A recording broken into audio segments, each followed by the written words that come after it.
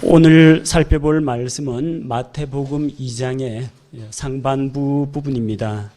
우리 주 예수님께서 약속대로 베들레헴에서 나신 그 사건이 기록이 되어 있고, 동방에서 온 지혜자들이 이제 어린아이가 되신 예수님께 나아와서 경배하는 모습이 나와 있습니다. 자, 예수님께서 태어나신 것은 사람들이 지어낸 이야기가 아니라 역사적인 사건입니다. 그래서 역사적인 시간과 역사적인 공간과 또 역사적인 인물과 함께 기록이 되어 있습니다. 시기는 헤롯 왕 시대, 장소는 베들레헴. 이렇게 분명하게 시간과 공간이 지정되어 있다는 겁니다. 이게 옛날 이야기, 꾸며낸 이야기 같으면 어떻게 돼요?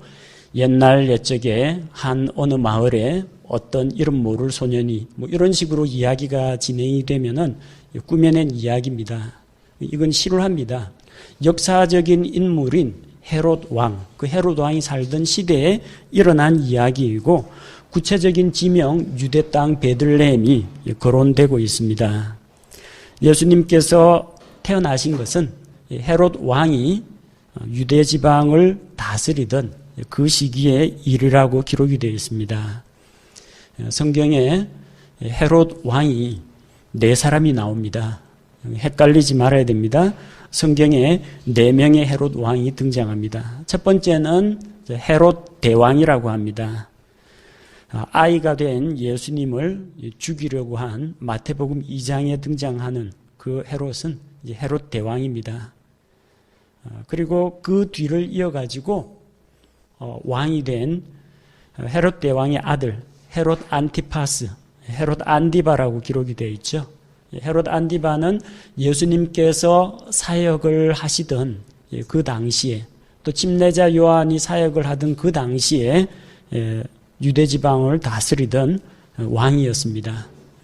우리에게는 이 헤롯 안디바는 자기 동생의 아내, 빌립의 아내를 취한 일로 인해서 침례자 요한으로부터 책망을 받았던 바로 그 사람입니다.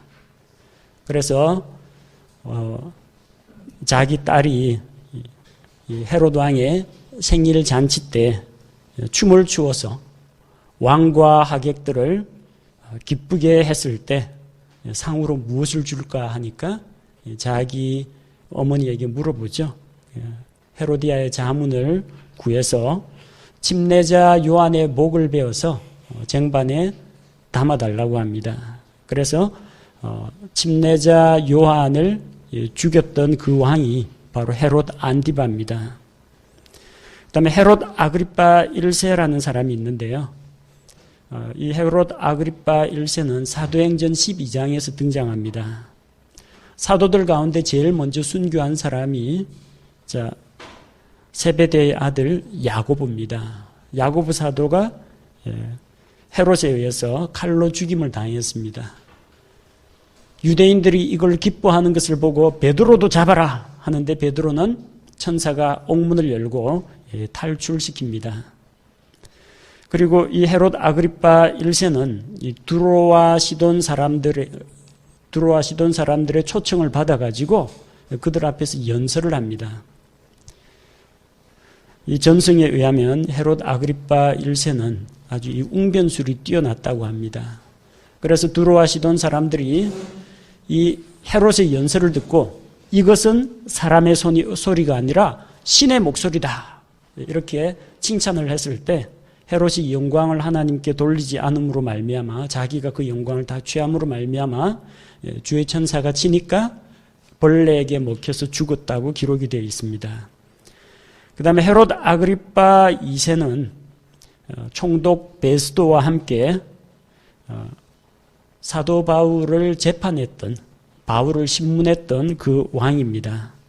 아그리파와 보니게가 같이 베스도와 함께 바울을 신문하면서 바울의 간증을 듣게 되죠. 이렇게 4사람의 헤롯이 등장합니다.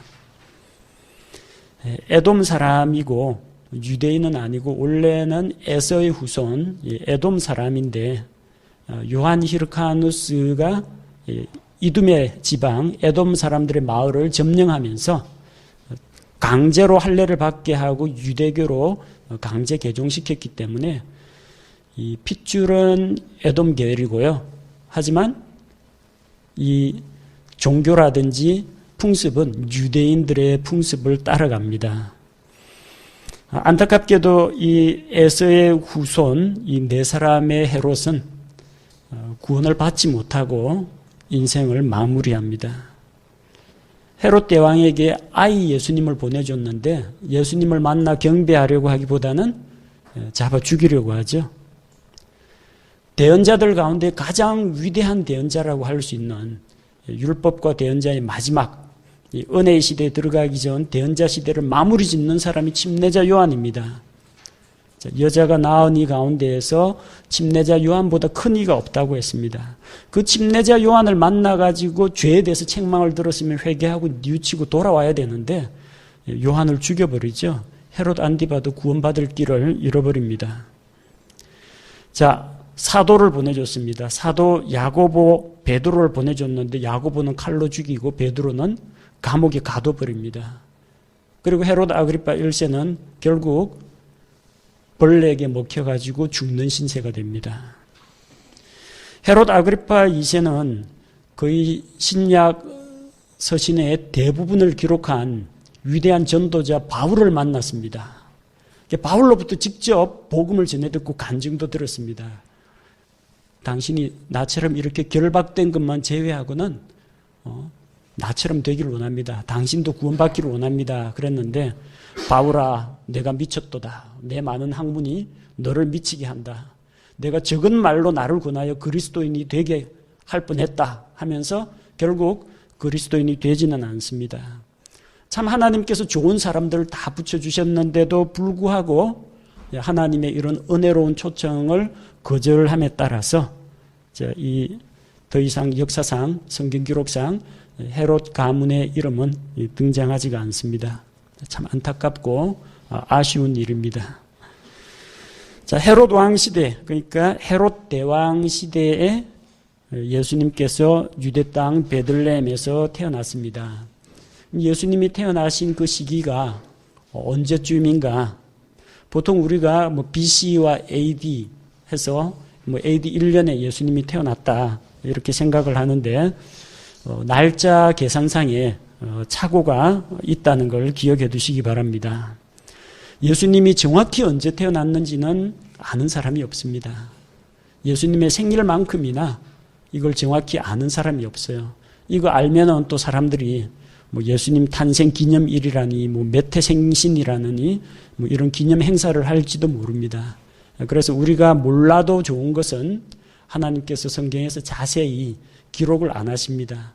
그러나 우리가 반드시 알아야 되는 구원 문제, 종말 문제, 천국의 문제, 이건 성경에서 너무나도 분명하게 보여주고 있습니다. 자, AD 525년경에요. 로마 교황 요한 1세가 부활절 날짜를 좀 간단하게 계산할 수 있도록 로마의 주교 디오니시우스 엑시구스라는 사람에게 교회 달력을 만들도록 합니다. 그래서 이 엑시구스가 로마력, 로마의 건국을 기준으로 이제 세우는 겁니다.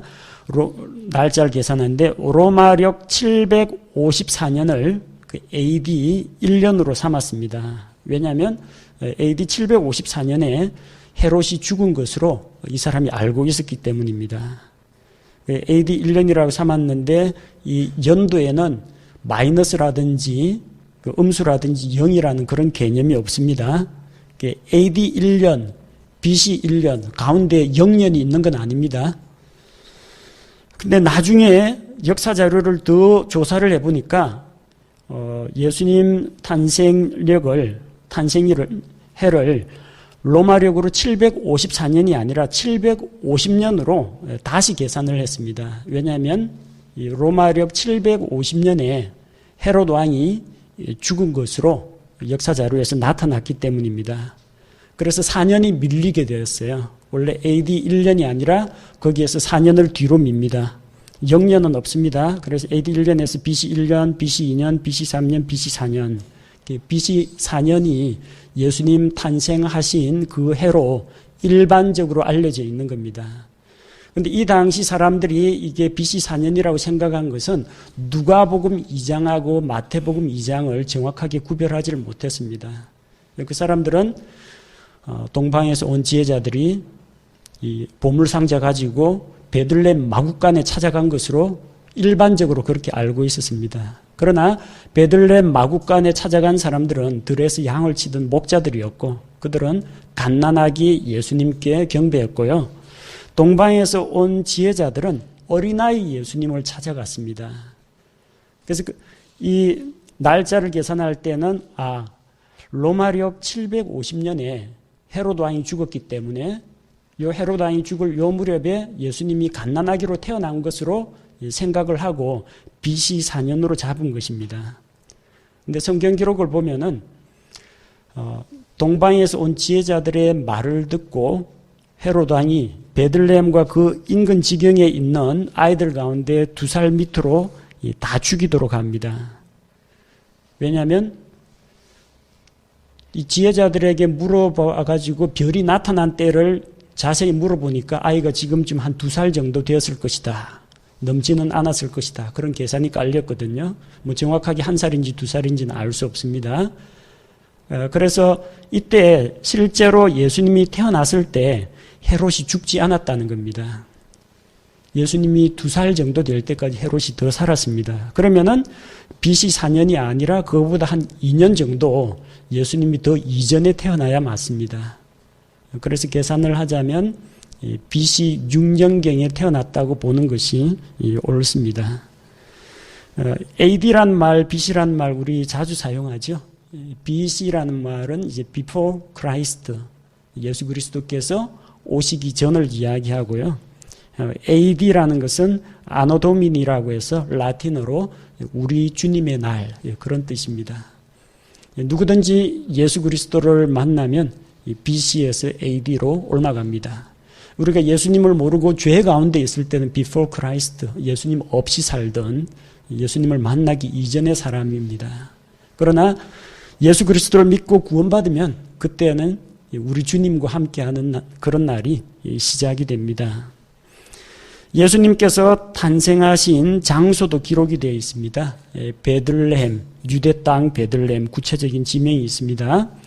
예루살렘에서 남서쪽으로 약 10km 내려가면요, 베들레헴이 있습니다. 벳이라는 말은요, 베델 할 때처럼 집이라는 뜻입니다. 레헴이라는 말은 빵이라는 뜻입니다. 베들레헴이라면 베이커리, 빵집입니다. 쉽게 말하면 빵집이에요. 그 빵집에서 생명의 빵이신 하늘로부터 내려오신 생명의 빵 예수님께서 나셨다는 이야기입니다. 왜 이게 벳레헴이라고 하냐면 곡식이 아주 잘 자라는 곡창지대입니다. 구약 성경에서 보아스와 룻의 그 아름다운 사랑 이야기가 나오는 그 룻기의 배경이 되는 도시가 베들레헴입니다. 또한 구약 성경에 보면은 다윗이 어릴 때 목동 시절을 보냈던 그런 곳이기 때문에 다윗의 마을, 다윗의 도시라고 부르기도 합니다. 자, 예수님께서 헤롯 왕 때의 유대 땅 베들레헴에서 나셨는데 동쪽으로부터 그분의 별을 보고 지혜자들이 찾아왔습니다. 그러니까 상당히 시간이 걸렸다고 봐야 돼요. 동쪽이라면은 팔레스틴 땅에서 동쪽이기 때문에 저 멀리 이제 아라비아 지방입니다. 거기에서 예수님의 탄생을 알리는 어떤 별을 보았다. 그때부터 여행을 쭉 해오면요, 시간이 제법 걸립니다. 동쪽에서 지혜자들이 별을 따라서 이 먼 팔레스틴 지방까지 찾아왔습니다. 지혜자들이라고 되어 있죠.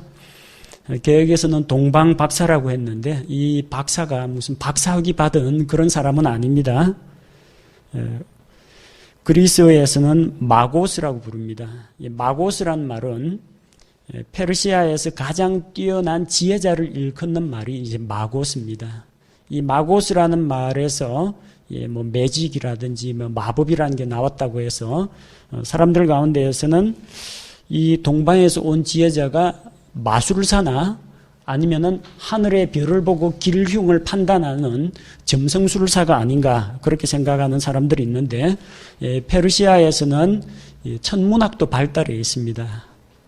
그래서 단순한 점성술사가 아니라 지혜로운 자, 그리고 천문학자, 그리고 하늘에 속한 이런 천문뿐만 아니라 뭐 인문, 지리, 과학 전반적인 분야에 달통한 사람을 가리키는 그런 표현입니다. 몇 사람이나 왔는지 성경에 기록이 없습니다.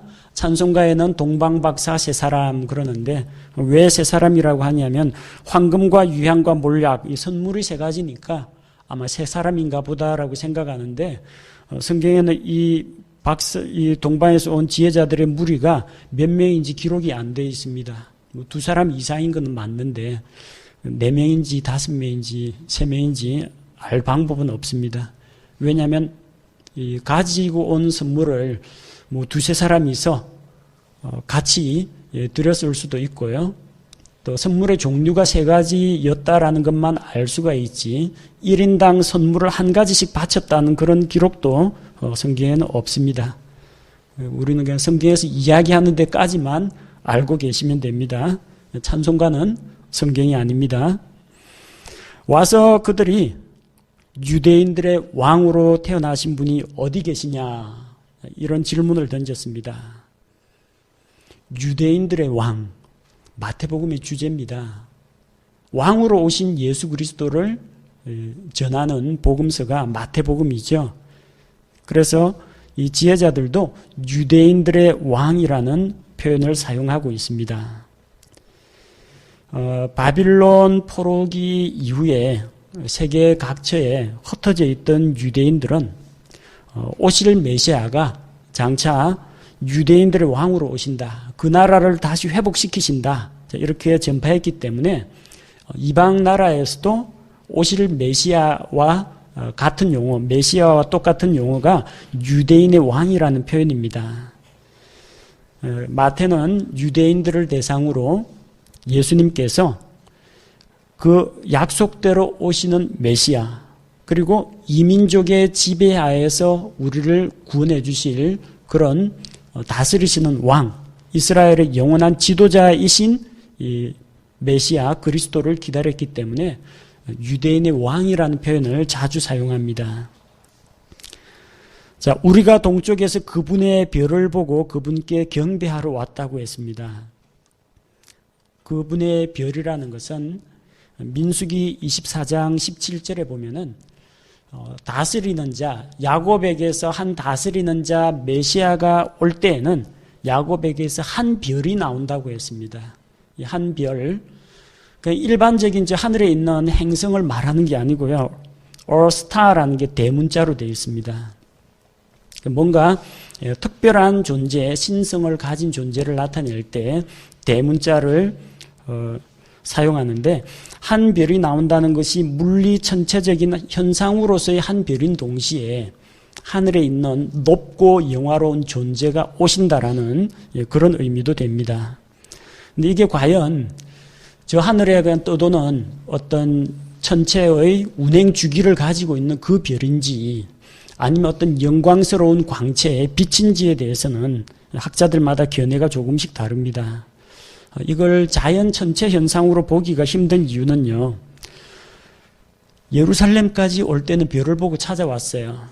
근데 그들이 베들레헴까지 인도하는 별은 그 뒤에 나중에 그 헤롯을 만난 다음에 왕의 말을 듣고 떠나갈 때 별이 다시 나타났습니다. 별이 보였다가 사라졌다가 하고요. 그리고 그 별이 이 여행을 하는 사람들의 발걸음에 맞춰가지고 이동을 하기도 합니다. 그리고 아이가 있는 집 위에 가서는 딱 고정돼가지고 안 움직이기도 합니다. 일반적인 천체로 보기에는 조금 뭔가 부자연스러운 측면이 있죠. 천체라면은 계속해서 일정한 속도와 방향을 따라서 움직여야 하는데 불규칙하게 움직이는 것을 볼 수가 있습니다. 이걸로 봐서 이게 천체 현상이 아니라 하나님의 영광스러운 광채, 그들의 발걸음을 인도하는 어떤 영광스러운 빛으로 보는 견해도 있습니다. 좌우지간 이 동쪽에서 왔다는 지혜자들이 이렇게 유대인의 왕, 이분을 찾아왔다고 하니까 예루살렘이 발칵 뒤집힙니다. 왜냐하면 이 동방의 지혜자들이라고 하는데 마치 뭐하고 똑같으냐면요, 우리나라에 노벨 물리학상 받은 이런 박사, 교수 한 서너 명이 일제히 우리나라 방문한다고 하면요, 대한민국 전체가 들썩들썩합니다. 매스컴에서 떠들고요, 일반 사람들이 한 번씩 만나보려고 하고, 당시 이 마고스라는 지혜자들의 위치가 그만큼 대단했다는 겁니다. 일국의 왕이나 사신이 오는 것과 버금가는 그런 영향력을 가지고 있다는 겁니다. 더군다나 사람들이 충격을 받은 것은 지금 에돔 출신의 헤롯 가문에서 이 로마의 승인 하에서 유대 지방을 맡아서 다스리고 있습니다. 자, 그런데 이 헤롯 왕이 있는데 유대인의 왕이 또 어디서 나오느냐는 겁니다. 큰 반역이 일어나기 전에는 있을 수 없는 이야기입니다. 당시 헤롯은 유대인들의 환심을 사기 위해서 성전 건축을 지원했습니다. 스룹바벨 성전을, 포로 생활 마치고 돌아와서 스룹바벨 성전을 지었는데 보잘것없는 그 성전을 확대 증축시키고 수십 년간에 걸쳐가지고 성전 짓는 일을 했습니다. 그리고 이 그리스 로마 문화를 받아들여서 신전을 세우고 극장도 만들고 경기장, 체육관, 목욕탕, 새로운 도시들 건축하는 일에도 힘을 쓰고 또 유대인들의 종교 이런 것들에 대해서 정책적으로 지원을 해줬습니다. 그런데 그 헤롯을 대신하는 유대인들의 왕이 새로 태어났다고 하니까 헤롯은 물론이거니와 그 당시 예루살렘에 있던 사람들이 이제 크게 소동하는 겁니다. 자, 그래서 헤롯이 수제사장들과 백성의 서기관들을 불러 모읍니다. 수제사장이란 말은요, 이 대제사장은 한 명입니다. 그런데 제사장들 무리 중에서 그 우두머리들을 가리켜서 수제사장이라고 합니다. 각기 이 성소를 맡은 사람, 희생 헌물을 맡은 사람, 영역별로 다 제사장들 무리가 있는데 그런 무리들의 우두머리를 수제사장이라고 합니다. 당시로는 이 수제사장들과 서기관들이 이스라엘의 종교 지도자입니다. 그래서 그리스도, 메시아가 어디에서 날 것인가? 탄생하셨다라는 이야기는 들었는데 장소가 어디냐는 겁니다. 그 탄생 장소를 그들에게 물어보았습니다. 자, 그러자 딱 부러지게 답이 나오죠. 5절에 유대의 베들레헴입니다. 한 번만에 답이 나옵니다. 그들은 그리스도가 어디서 나실지 정확하게 알고 있었습니다. 또 지혜자들을 통해서 그분께서 나셨다라는 소식도 들었습니다. 하지만 예수님을 찾아간 사람은 아무도 없습니다. 아무도 메시아이신 주님을 만나러 가지 않았습니다. 하나님께서는 오래전에 구약 성경에 대언자 미가를 통해서 미가 5장 2절에서 이미 예언의 말씀으로 주셨습니다. 그러나 너 베들레헴 에브라다야, 내가 유다의 수천 가운데서 작을지라도 이스라엘에서 치리자가 될 자가 내게로 나아오리라. 그의 나아감은 옛적부터 있었으며 영원부터 있었느니라. 자, 베들레헴 에브라다, 정확하게 위치가 명시되어 있습니다. 구약 성경을 조금이라도 공부한 사람은 메시아가 나실 곳을 알고 있었지만 그러나 그들은 찾아가지 않았다는 것입니다. 왜 그랬을까요? 궁금해서라도 한 번쯤 가봤을 텐데. 왜냐하면 이 사람들은 메시아에 대한 기대나 소망이 없었다는 이야기입니다. 정말로 절박하게 메시아가 오실 것을 기다리는 사람들이 있어요. 가난하고 억압받고 학대당하고 이스라엘 민족의 독립을 원하는 사람들, 이런 사람들은 메시아가 오시기를 학수고대합니다. 그러나 기득권층에서는 원치 않는다는 겁니다. 현 체제가 가장 좋습니다. 변화보다는 현재 로마의 그 군사력을 바탕으로 해서 전 세계가 평화를 누리고 있고, 또 거기에 로마에서 오랑캐를 제압한다. 그래서 유대인들 대신에 에돔 사람을 딱 유대 지방을 다스리는 왕으로 임명해 놨습니다. 지금 이런 권력 하에서, 권력 구조 하에서 여기저기 줄을 대가지고 잘 붙어서 이 자기들의 기득권을 누리고 있는 부자들, 높은 종교 지도자들, 이런 사람들은 변화를 싫어한다는 겁니다. 메시아를 기다리지 않습니다. 그래서 오시리라고 한 그 메시아께 나아가서 경배드리지 않는 것입니다. 이걸 보면 우리에게 있는 성경 지식, 예수님 어디서 태어나느냐, 언제 태어났냐, 이 지식이 중요한 게 아니라요, 그 예수 그리스도가 누구시며 나와 어떤 관계가 있는지, 그게 훨씬 더 중요한 겁니다. 여러분, 예수님 BC 몇 년에 태어나셨는지 잘 모르셔도 괜찮습니다. 뭐 상식적으로 베들레헴에서 나신 거 그 정도는 알고 계시면 됩니다. 그 날짜 계산법이 중요한 게 아니고요.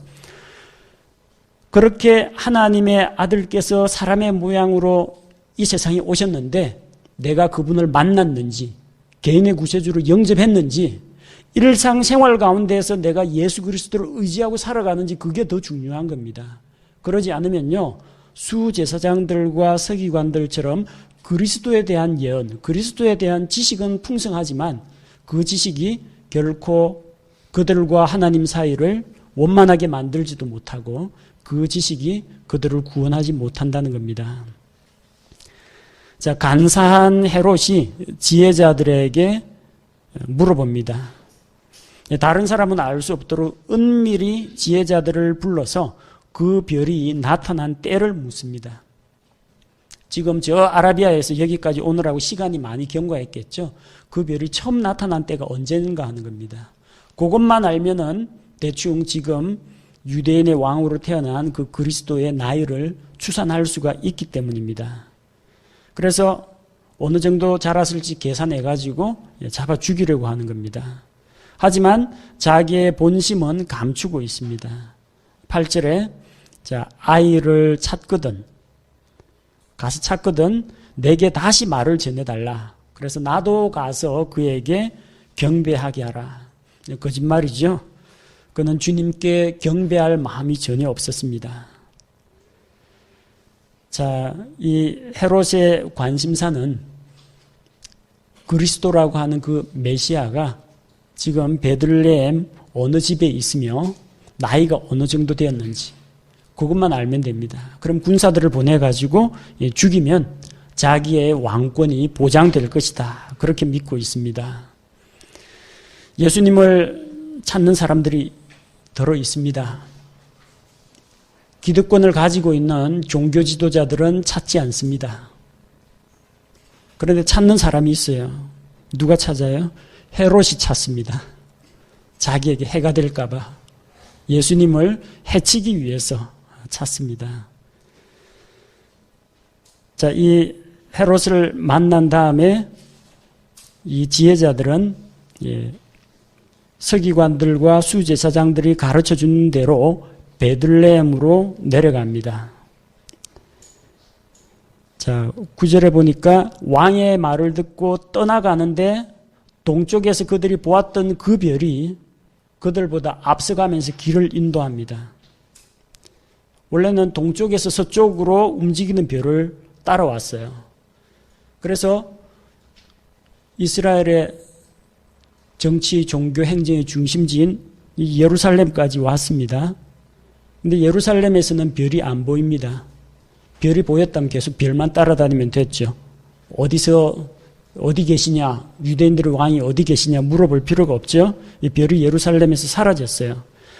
그런데 그렇게 동쪽에서 서쪽으로 이동하던 그 별이 이번에는 예루살렘에서 베들레헴까지 남서쪽으로 방향을 바꿔서 이동하기 시작합니다.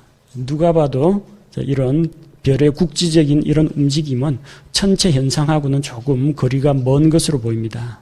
그리고 가다가 어린아이가 있는 그 집에서는 딱 멈추어서 정지했습니다. 자, 그 별을 보고 지혜자들은 심히 크게 기뻐하였다고 했습니다. 그들은 이 세상에 오실 메시아를 만난다는 그런 기대감을 가지고 찾아왔던 것입니다. 그래서 11절에 보니까 그들이 어디로 들어갔어요? 집으로 들어가. 마국간으로 들어가 아닙니다. 마국간에 가는 이야기는 누가복음 2장에 나오고 여기는 그들이 집으로 들어갔다고 되어 있습니다. 그리고 어린 아이가 누가복음 2장에 나오는 구유에 누인 아기께 할 때는 그 아기는 베이브입니다. 갓난아기 베이브입니다. 근데 여기에 나오는 어린아이는 young child입니다. 젖먹이 어린아이는 아니란 이야기죠. 어린아이가 자기 어머니 마리아와 함께 있는 것을 보고 그 아이 예수님께 엎드려서 경배하고 예물을 드렸습니다. 그래서 우리가 잘 알고 있는 세 가지 예물이 나오죠. 황금과 유향과 몰약. 황금은 왕의 신분을 나타내는 상징물입니다. 왕궁에 있는 많은 것들이 왕의 지팡이라든지 의자라든지 이런 것들이 왕관이라든지 금으로 만듭니다. 그래서 왕으로 오신 예수 그리스도를 나타내고, 유향은 제사장들이 하나님께 이 분향할 때 향을 사르면서 그 향연기로 하나님의 그 영광을 가리고 또 그 하나님 앞에 향으로 하나님을 기쁘시게 할 때 이 향을 사르는데 제사장들이 이 향을 사용합니다. 일반인들은 함부로 냄새 맡으려고 사제로 향을 만들거나 하지 못하도록 되어 있습니다. 구약의 율법에 따르면. 그래서 제사장으로 오신 예수 그리스도를 나타냅니다. 또 이 몰약이라는 것은 시체가 썩는 것을 방지하는, 부패를 방지하는 그런 약품입니다. 이것은 예수 그리스도의 십자가의 죽음을 상징하는 것입니다. 그래서 아이 예수님은 유대인의 왕으로 오셨으며 부활 승천하신 이후에 우리들의 대제사장이 되시며 또한 그렇게 되기 위해서 십자가의 고난을 당하시고 죽으실 분이라는 것을 이 예물을 통해서 나타내 보여줍니다. 그리고 지혜자들은 꿈에 하나님으로부터 경고를 받습니다. 헤롯에게 돌아가지 말라는 경고를 받습니다. 돌아가면 어떻게 될까요? 아이의 위치, 행적이 다 노출이 되고 또 아이이신 예수님께 위해가 갈 수가 있기 때문에 하나님의 경고를 받아서 다른 길을 통해서 자기들 고국에 이제 돌아갔습니다. 마태복음 2장 상반부에는 유대인들의 왕으로 오신 예수 그리스도, 그분께 경배하러 온 지혜자들 이야기가 기록이 되어 있습니다. 하나님의 약속은 헛되지 않습니다. 하나님께서 창세기 3장 15절에 첫 구원의 약속을 주셨지요. 여자의 씨를 통해서 오실 메시아가 뱀의 머리를 상하게 하실 것이다. 그런 약속을 주셨는데 갈라디아서 4장 4절에 그 약속이 이루어집니다. 그러나 충만한 때가 이르매 하나님께서 자신의 아들을 보내사 여자에게서 나게 하시고 율법 아래 있게 하셨나니, 예수님께서 한 처녀 마리아의 몸에 수태되어서 탄생하셨습니다. 하나님의 그 예언의 말씀이 이루어졌고 미가 대언자를 통해서 말씀하신 예수님 탄생의 장소까지도 정확하게 성경 기록대로 이루어졌습니다. 누가 그리스도이신 예수님께 나아갑니까? 종교 지도자들은 성경을 잘 알았지만 주님께 경배하러 가진 않았습니다. 헤롯 왕은 관심이 많았습니다. 지혜자들에게 물어보고 종교 지도자들에게 물어보고 예수님을 찾고자 했습니다. 물론 그 동기는 경배하고자 하는 동기가 아니라 예수님을 죽이고자 하는 동기로 주님을 부지런히 찾았습니다. 그러나 주님을 믿음으로 받아들이지는 않았습니다. 누가 주님을 찾아갔습니까? 멀리 동쪽에서 이방 땅에서 온 지혜자들이 주님을 찾아갔습니다. 지혜자들이 주님을 찾아갑니다. 바꿔 말하면 주님을 찾아가는 자들이 지혜로운 자들입니다. 주님을 만나는 자, 주님을 만나서 생명을 얻는 자들이 진정한 지혜자라고 할 수가 있습니다.